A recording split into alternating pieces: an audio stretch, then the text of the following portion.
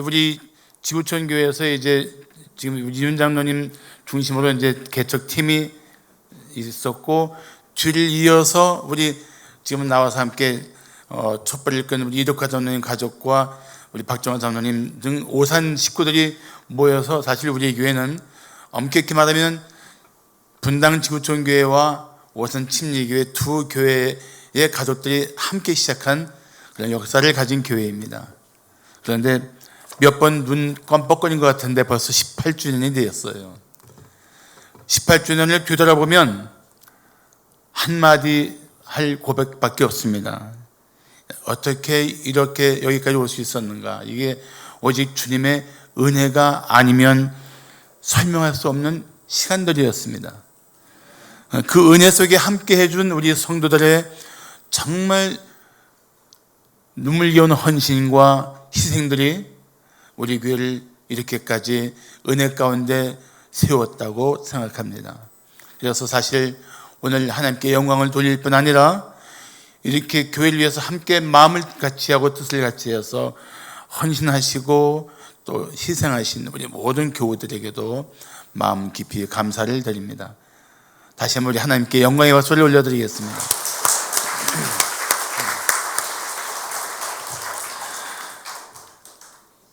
우리 교회 시작한 지 얼마 안 됐을 때 암 투병 중인 27세 자매가 먼저 자리에 있던 우리 교회 앞을 지날 때마다 그 마음 가운데 소원이 생기기 시작했습니다. 저 교회에서 우리 가족이 함께 예배했으면 좋겠다. 그리고 그 마음의 소원을 가족들에게도 나누었습니다. 그렇지만 그 자매는 암을 이기지 못하고 마침내 하나님의 부르심을 받았습니다. 그때 그 자매를 돌보던 호스피스 사역자가 저한테 전화를 했습니다. 목사님, 27세 자매가 암으로 소천했는데 살아있을 때 기흥 지구촌 교회에 가서 예배하고 싶어 했습니다. 그런데 그 자매 장례를 집리해 주실 수 있겠습니까? 라는 거예요. 저는 기꺼이 승낙했습니다. 그리고 장례를 맡아서 천국 환송 예배까지 우리 교우들과 함께 정말 슬픔 가운데 있는 남은 가족을 위로하면서 마쳤습니다. 그 다음 주에 그 자매 가족이 모두 우리 교회에 나와서 예배했습니다. 그렇게 꿈꾸던 온 가족이 함께 예배하는 그 자리에 비록 그 자매는 없지만 남은 가족이 다 함께 나와서 예배를 시작했습니다. 예배하는 내내 그 자매 어머니는 오열을 했습니다. 자매 아버지는 차마 울지 못하고 온몸이 슬픔에 잠긴 모습이었습니다.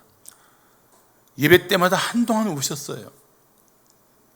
그런데 그 자매의 죽음은 사실 남은 가족들에게 큰 선물을 안겨주었습니다. 부모님과 두 여동생이 다 믿음을 가지고 살게 된 것입니다. 그 가족은 큰딸을 잃은 슬픔에서 벗어나서 자매를 천국에서 만날 소망을 붙들게 되었습니다. 그렇게 호련히 떠난 김나연 자매 27살이었습니다. 그는 비록 먼저 천국에 갔지만 그 부모님인 우리 김창수 집사님과 윤옥순 집사님, 그리고 동생들인 우리 진아 자매와 수진 자매는 2011년부터 지금까지 정말 충성스럽게 교회를 섬기고 있습니다. 우리 김창수 집사님, 윤옥순 집사님 잠깐 일어나 주시면 한번 박수로 한번 축복하겠습니다. 우리 진아 수진을 같이, 진아 수진입니다. 이쪽에 진아 수진이.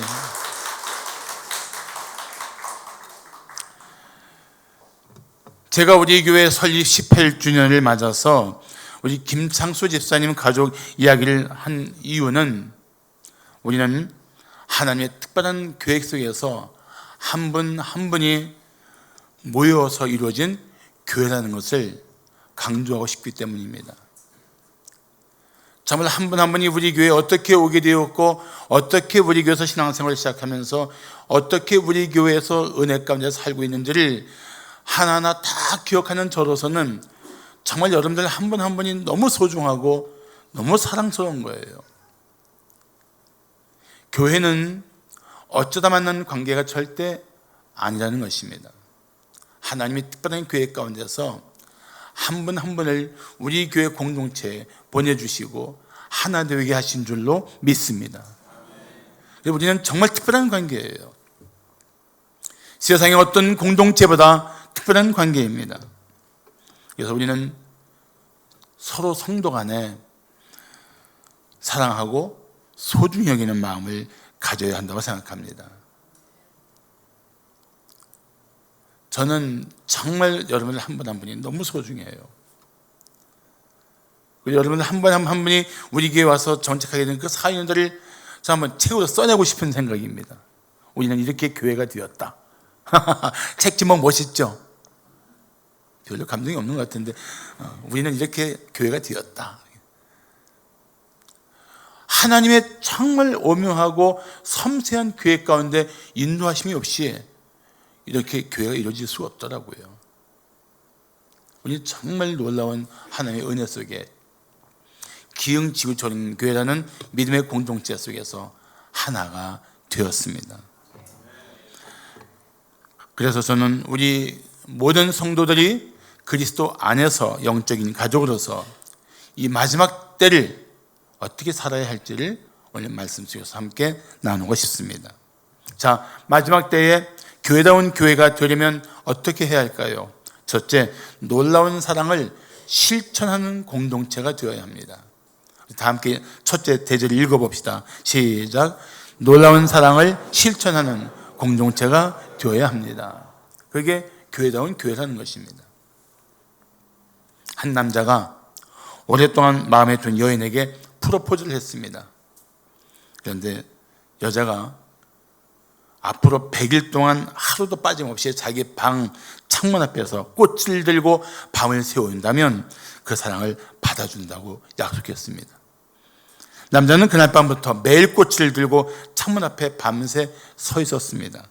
시간이 지나서 99일째 밤이 되었습니다. 마지막 밤입니다. 근데 하필 그날 밤에 엄청난 비바람과 천둥 번개가 쳤습니다. 그런데 창문으로 내다보니까 그 남자가 변함없이 그 창문 앞에 꽃을 들고 서 있는 겁니다.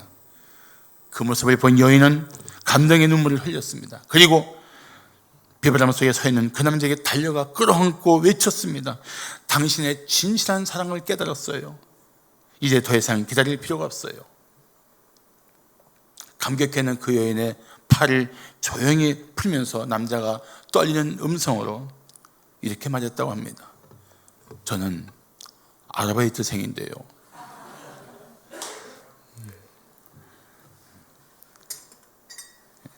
사랑의 모양만 가지고 있으면서 참되지 못한 사랑, 거짓된 사랑이 세상에서 점점 더 기승을 부리고 있습니다. 진정한 사랑을 찾기 힘든 시대라고 저는 생각합니다. 사실 사랑 그 자체는 이타적이고 희생적이고 조건이 없는 특성을 가지고 있습니다. 그런 사랑을 죄에 빠진 인간들이 과연 그런 사랑으로 서로 사랑할 수 있을까요? 저는 그게 힘들다고 생각합니다. 그런데 한편 또 그럴 수 있는 아주 중요한 힘이 있다고 생각합니다. 그게 바로 십자가에 나타난 하나님의 사랑입니다. 하나님은 십자가에서 우리를 향한 진정한 사랑을 보여주셨습니다.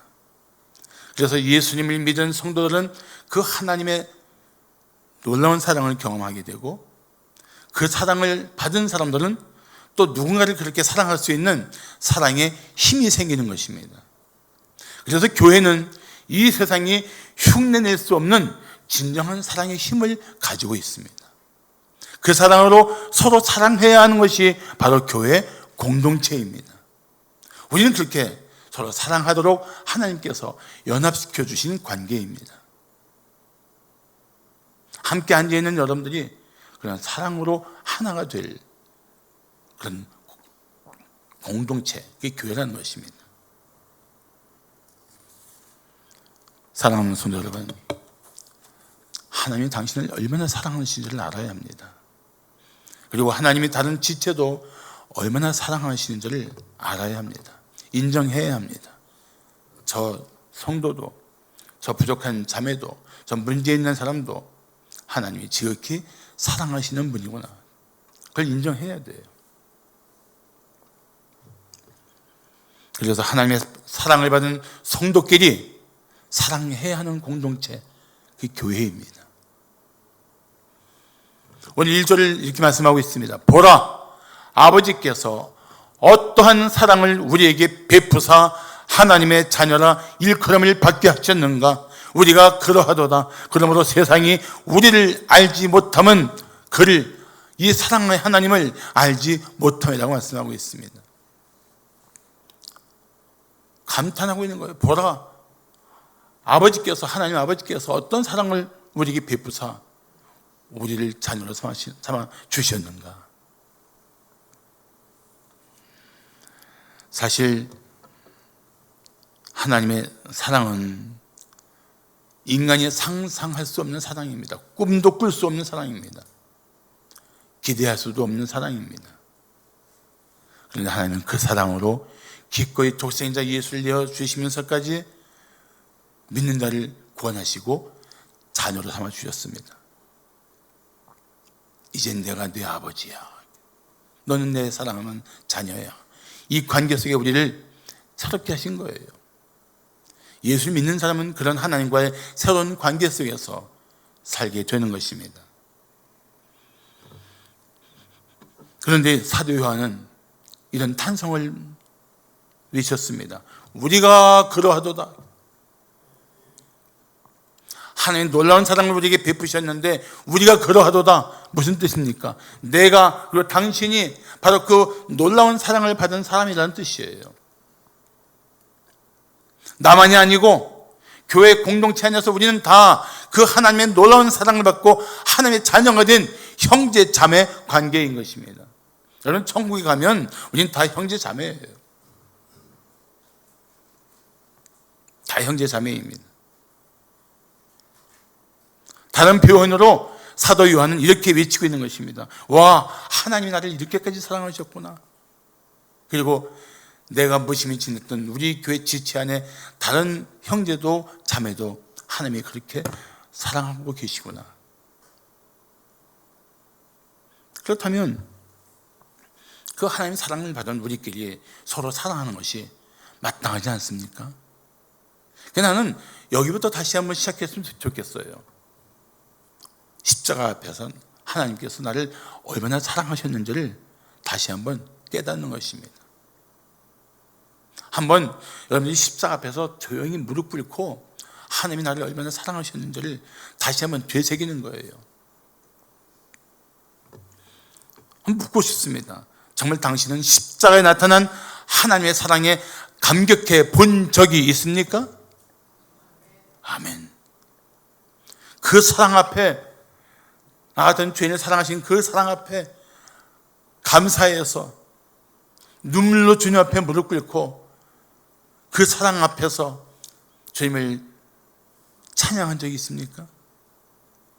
그런 하나님과 관계 속에서 자신이 어떤 사랑의 대상이고 하나님이 나를 어떻게 사랑하셨는지를 우리는 다시 한번 되새겨야 할 필요가 있습니다. 그래야 그 사랑에 감격해서 우리는 또 다른 지체를 사랑할 수 있는 그 마음속에 새로운 감동들이 북받쳐 오르게 되어 있습니다. 그래서 오늘 우리가 함께 암송하기로 한 요한일서 4장 11절이 그 말씀하고 있는 거예요. 우리 다 함께 다시 한번 요한일서 4장 11절 함께 본독하겠습니다. 시작. 사랑하는 자들아, 하나님이 이같이 우리를 사랑하셨은즉 우리도 서로 사랑하는 것이 마땅하도다. 마땅한 거예요. 특별한 게 아닙니다. 당연한 일이고 해야 할 일이고 마땅한 일이에요. 뭐가? 십자가에서 하나님의 사랑을 받은 우리끼리 서로 사랑하는 것, 마땅한 일이에요.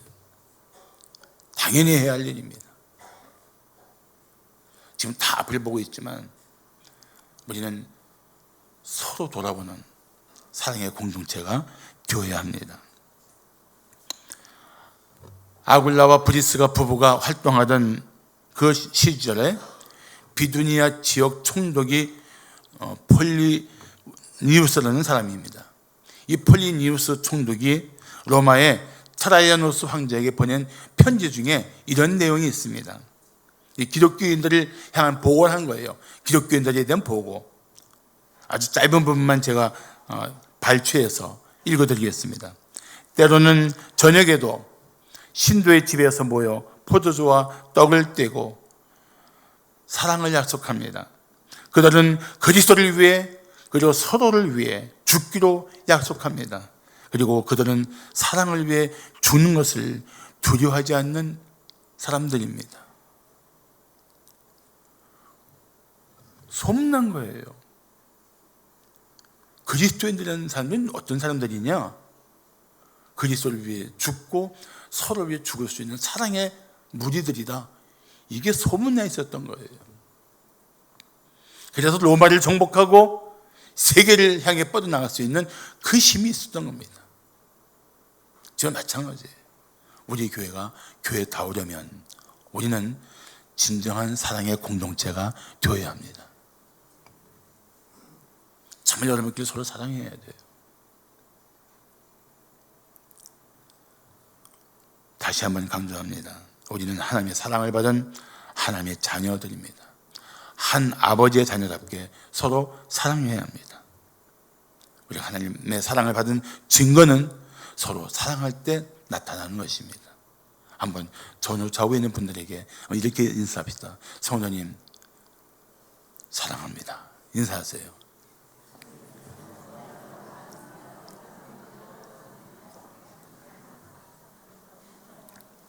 좀 감격이 들어간 것 같은데 다시 한번 이렇게 말씀해 보세요. 성도님 정말 사랑스러우시군요.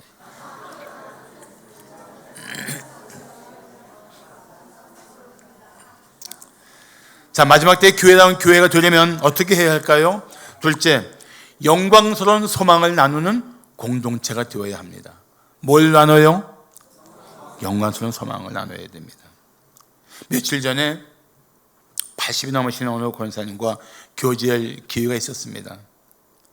근데 참 젊었을 때 활동도 많이 하고 참 아주 대단히 활동적인 그런 사업가이기도 했던 권사님인데 자기 몸이 쇠약해지는 것을 보면서 한때 잠깐 마음에 어떤 무너짐이 있었던 것 같습니다. 근데 저한테 이렇게 말씀하는 거예요. 목사님, 만약에 내가 이렇게 살다가 죽는 것이 끝이라면 인생이 너무 허무할 것 같아요. 그런데 내가 예수를 믿고 예수님께 다시 오실 때 그 다시 오시는 예수님을 내가 만나서 영광스러운 몸이 될 것이라는 이 소망 때문에 이 무너져가는 내 육체를 버틸 수가 있어요. 저는 그분의 심정을 압니다. 왜냐하면 저도 어느새 이제 세상적으로 볼 때는 노약자 그룹이 됐어요. 이제 수술한 지 이제 한 달밖에 안 됐으니까 옛날 같지 않다는 말이죠. 그런데 이게 다 아니라는 거예요. 우리의 늙어감, 연약해짐, 이전 같지 않은 나의 모든 것들이 전부가 아니라는 거예요. 내가 가장 찬란했던 인생의 어느 때보다 더 영광스러운 날들이, 그날이 올 것이라는 겁니다. 우리는 그런 소망을 가진 사람들이에요. 물론 예수를 믿은 후에도 변하지 않는 자신의 모습 때문에 가슴앓이 하는 분도 있습니다. 또 예수를 믿는 성도답게 살지 못한다는 사실 때문에 남몰래 고통하는 분도 있습니다.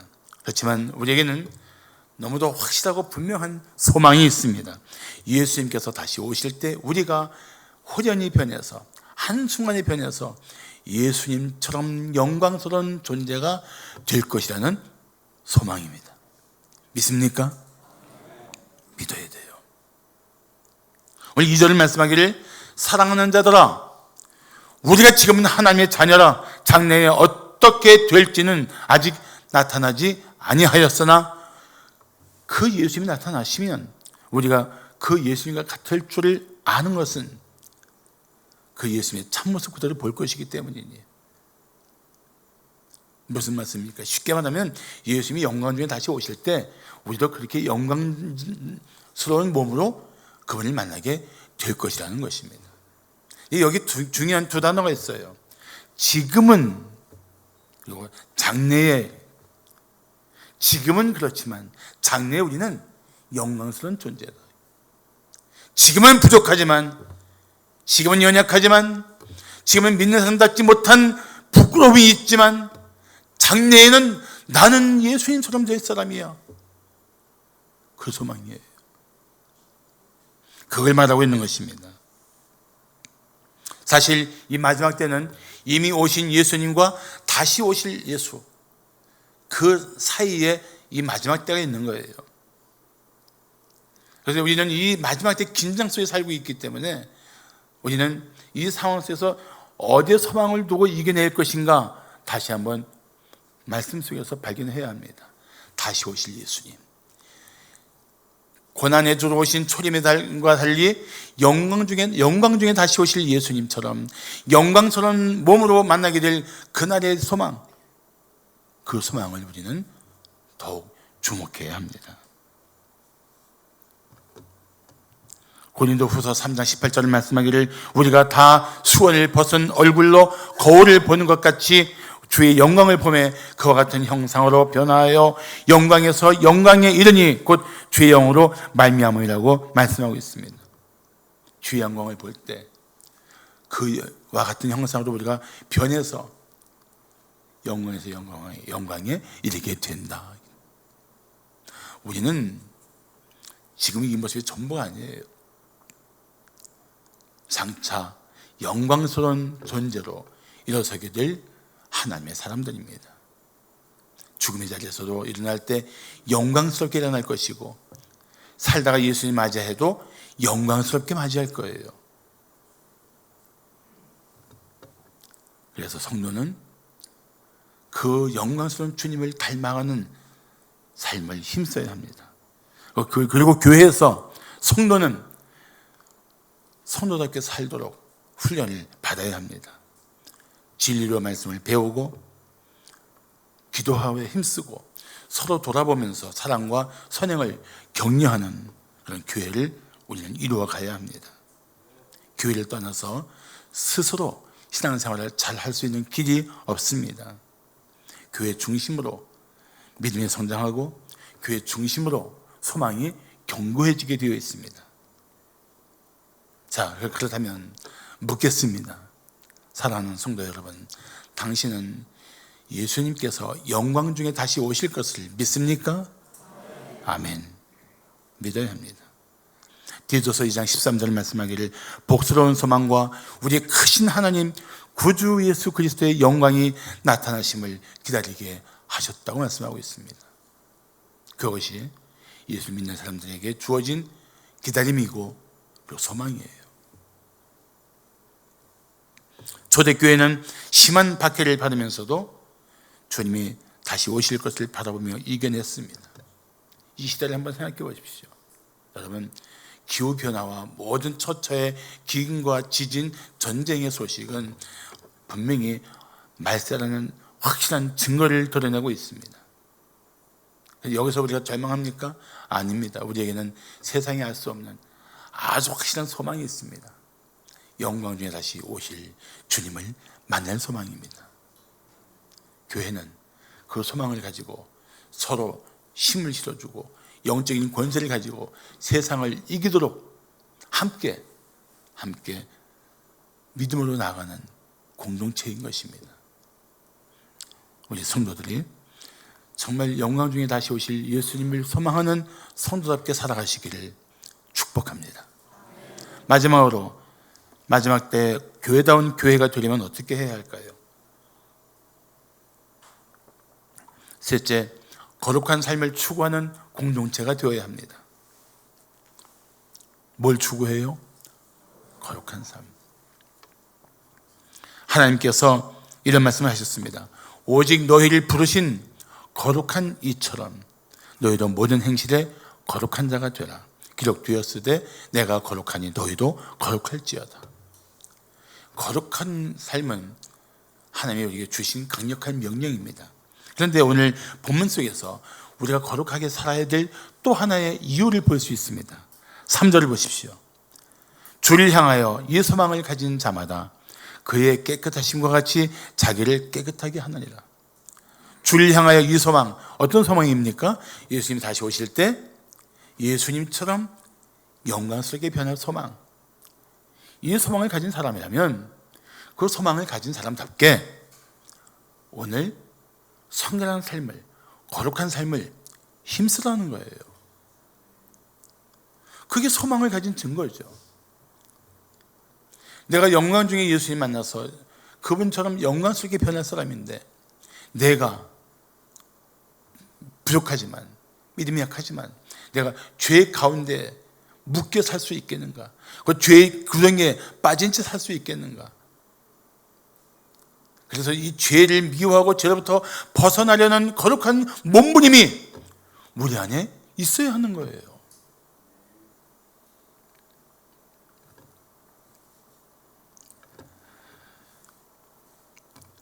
세상은 점점 우리가 죄에 빠져 살 수밖에 없도록 우리를 유혹하고 미혹하고 위협하고 있습니다. 사실 정권이 바뀌고 그동안 억눌려왔던 법안이 통과될 확률이 높아졌는데 그중 교회가 직면하게 된 법이 차별금지법입니다. 차별금지법은 제목만 들으면 당연히 찬성해야 할 법입니다.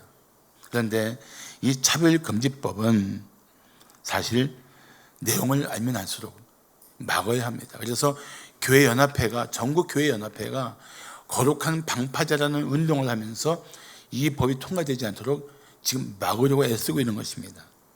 왜냐하면 이 차별금지법이 잘못되었기 때문에 그렇습니다. 그런데 세상에 어떤 종교와 단체보다도 기독교는 차별을 아주 강하게 반대하는 하나님의 기관입니다.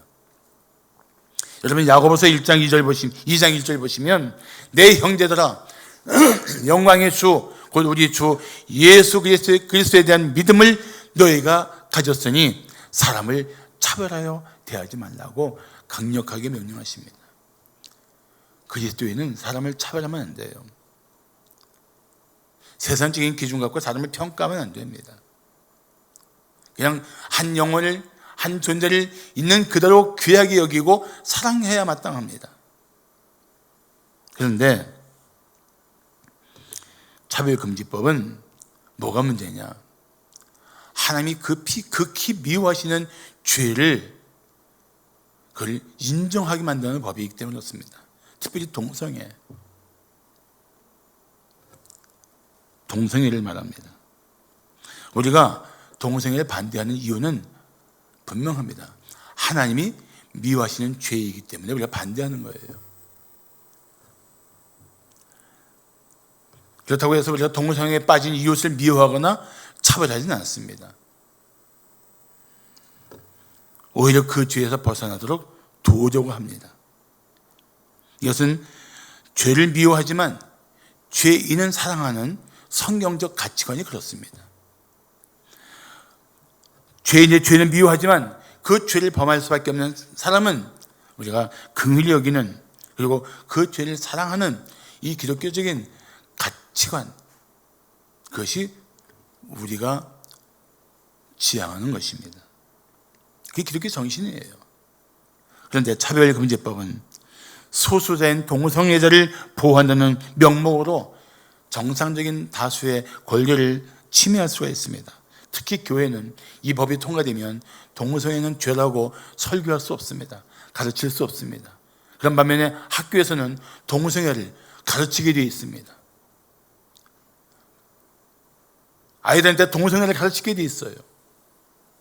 그렇게 우리 아이들은 병들어가고 가정은 무너지고 사회는 무질서에 빠질 수 있는 그런 것들을 조장하는 법이 차별금지법이니까 그래서 교회가 반대하는 거예요.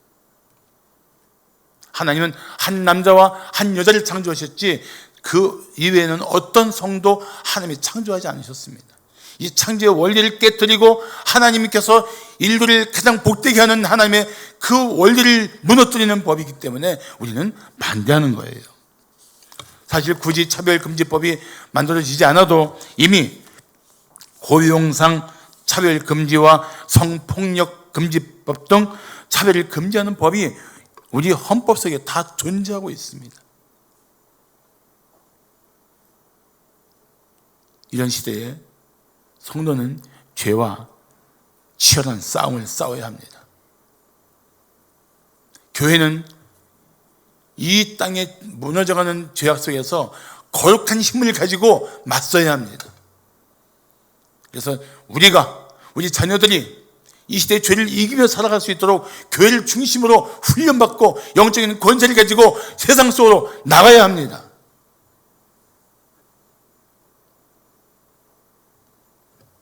오늘 보면 4절은 말씀하기를 죄를 짓는 자마다 불법을 행하나니 죄는 불법이라고 말씀하고 있습니다. 이 불법은 원어로 보면 이런 뜻입니다. 진리가 없다. 진리를 거역하는 상태를 말합니다. 하나님의 진리를 거역하고 하나님의 진리를 떠나 사는 모든 삶은 불법이고 죄인 것입니다. 그래서 세상은 점점 그렇게 하나님이 금지하시고 미워하시는 죄를 오히려 인권이라는 이름으로 사람들에게 이것이 사랑이라는 또 다른 사랑이라는 이름으로 미혹하고 있는데 거기에 우리 자녀들이 속수무책으로 휩쓸려 갈 수가 있어요. 우리 사랑스러운 자녀들이, 우리 미래인 자녀들이 이 세상의 죄악의 도도한 물결 속에 휩쓸려 갈 수 있다는 것입니다. 우리가 어떻게 방만할 수 있어요? 아이들 붙들고 같이 거룩한 진리로 무장하고 세상의 죄와 맞설 수 있도록 살아야죠. 그런 삶을 우리에게 계속 힘있게 하는 곳이 어디입니까? 교회예요. 교회는 거룩한 공동체라서 그런 삶을 살도록 서로 격려해주고 세워나가야 합니다.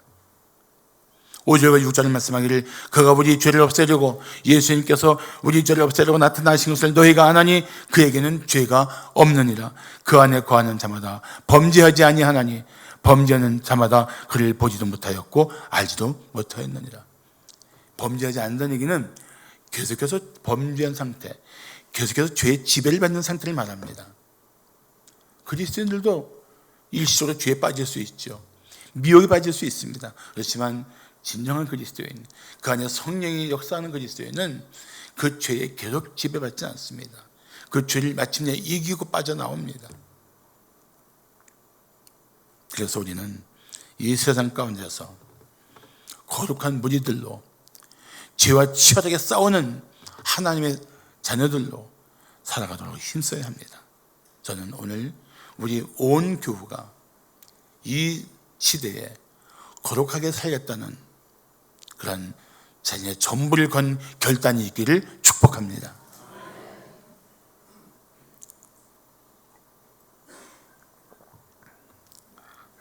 저는 지난 18년 동안 하나님께서 우리 교회를 위해서 행하신 모든 은혜를 기억하고 있습니다. 감사하고 있습니다. 어떤 분은 이런 한탄을 합니다. 이 한탄이 참 마음에 쏙 들어왔어요. 그리스도인이 이 악한 세상에서 전신갑주를 입고 영적인 무장을 해야 하는데 마치 관광객처럼 살고 있다. 그 말에 공감이 되는 거예요. 이 땅의 영적인 순례자인 우리가 관광객처럼 살고 있다? 그건 아니죠. 영적인 순례자는 우리가 살아가는 이 여정 속에서 죄와 맞서 싸우는 영적 전쟁 중인 하나님의 사람들이거든요. 정말 우리 마음을 다시 다잡아야 합니다. 우리 자녀들이 하나님의 자녀답게 살도록 이 죄가 가득한 세상에서 교회 중심으로 신앙생활을 하도록 더 자녀들과 함께 주님 앞에 나와야 합니다. 주의를 거룩하게 지키고 예배하고 말씀 나누고 기도하고 이 가장 기본적이지만 우리 영적인 힘을 강력하게 만드는 이 일들에 온 교우가 더 힘을 쓸 때입니다. 어영부영하다가 죄에 휩쓸려 가면 안 된다는 거예요. 그러면서 우리가 자녀와 자손까지 대를 이어 신앙생활 할 때 우리 교회는 18주년이 아니라 예수님 다시 오실 때 온 교우가 영광 중에 다시 예수님을 만나게 되는 은혜를 누리게 될 줄로 믿습니다. 그런 교회가 되어야 돼요. 그런 교회. 사랑하는 성도 여러분, 잊지 마십시오. 건강한 신앙생활은 건강한 교회를 통해서 이루어집니다. 우리 교회는 정말 좋은 교회입니다. 건강한 교회예요. 왜냐하면 교회가 아닌 여러분들이 곧 교회이기 때문에 그렇습니다. 여러분들이 정말 아름답고 사랑스럽고 소중한 분들이에요. 다시 한번 오늘을 기점으로 거룩한 삶을 결단하고 교회가 교회다운 역할을 하는 일들에 새로운 마음을 가지고 헌신하고 뜻을 모아서 다시 새로운 역사를 만들어가는 새로운 출발점이 되기를 그의 머리 되신 예수 그리스도의 이름으로 축복합니다. 기도하겠습니다.